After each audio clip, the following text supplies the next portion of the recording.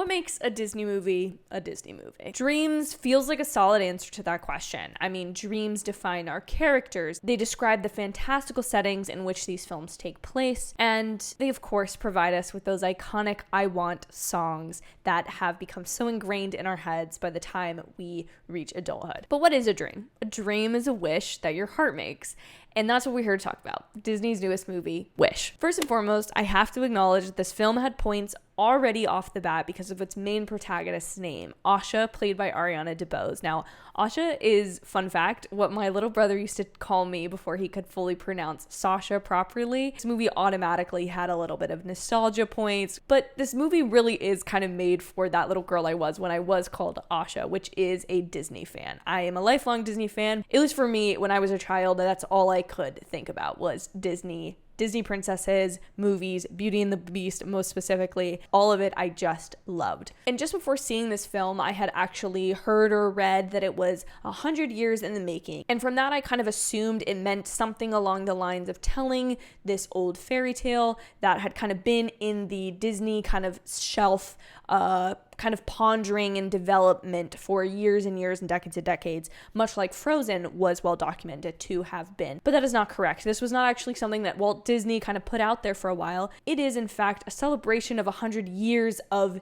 Disney, of 100 years of Disney iconography, of 100 years of Disney stories, 100 years of dreaming and wishing on those shooting stars. This movie really is that extravaganza of Easter eggs that a lot of things in our culture have become, but here it feels so purposely done that I can't help but love it. It's not just a nostalgia fest, but it focuses on characters and their personalities that are inspired by characters that you know and love. Much like music, when it uses a sample or a well-known melody, this movie uses a visual language of color palettes, of character animations that are pulled from 100 years of Disney film. The movie allows you to make a lot of subconscious connections between this new thing that you're experiencing for the first time, this new story and these new characters, with your lifelong impression of Disney movies. And that's why I think it's the perfect movie for Disney fans. I still think that there's a great story here, which I'll get into in a second, and a lot of fun music to appreciate for this film.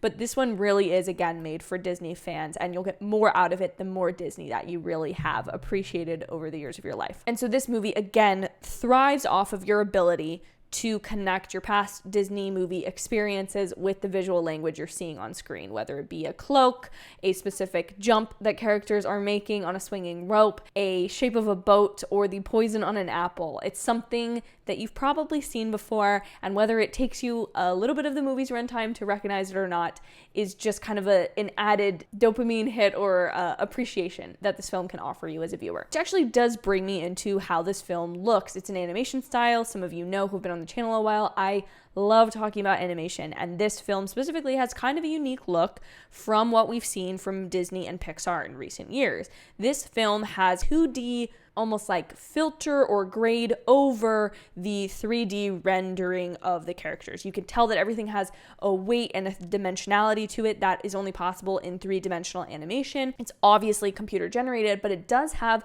a little bit of a storybook illustration element to it that feels really, really special. And I love it because it really leans into the story that we're trying to tell here. If we're trying to tell this old-timey storybook story, right, and make it feel like it's coming off of the pages the way that old Disney films used to open a storybook at the very beginning of the film and close at the end.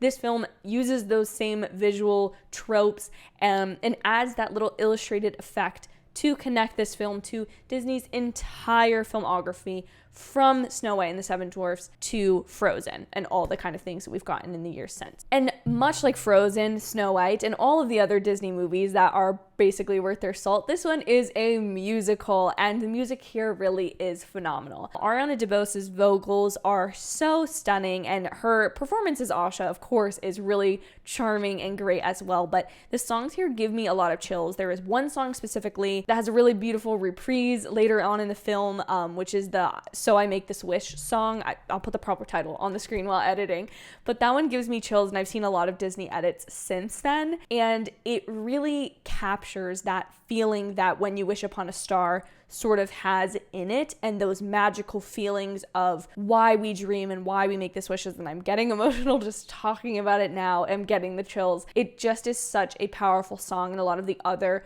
songs in this film add a new flavor kind of to the Disney music repertoire and what we've got in there. They're really songs that fit the story. They have musical styles that don't feel like they're trying to be too modern or too old-timey. They just fit this film really well, and I really appreciated that. The story itself, though, we've talked a lot about all the different elements of this film, but what about just the plot? I wish I could describe it better than I'm about to, because it moved me in such deeply profound ways I can't even properly express. The central plot of the story is about a group of people who live in this kingdom, and it's insinuated to be like their 18th birthday, or once they hit adulthood, that they give up their wish, the thing that makes them special, unique, and for a lot of people is their purpose in life. They give this up to a king who supposedly can grant these wishes, and once every year, or a couple times every year, he grants some random citizen's wish. But throughout the course of the film, since a lot of you have probably seen it by now since the review is late, we learned that not everyone's wishes are always guaranteed to be granted,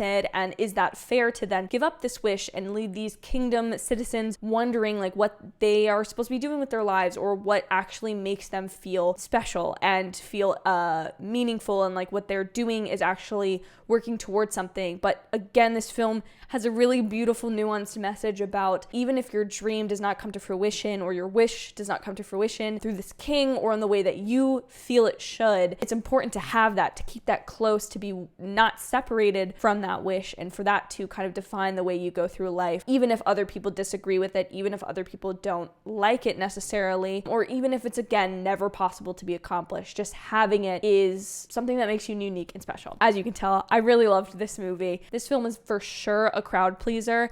It's short, it's fun, it's sweet and succinct, and it's still gonna make you leave the theater feeling like you've been sprinkled with just a little bit of pixie dust to go into the new year with. So I can't wait to pour over this when it hits Disney Plus, because this movie really made me feel pretty whole with the understanding that our wishes are valuable and make us who we are. And that's all I've got for this review, as sappy as that was. Wow, really got emotional there.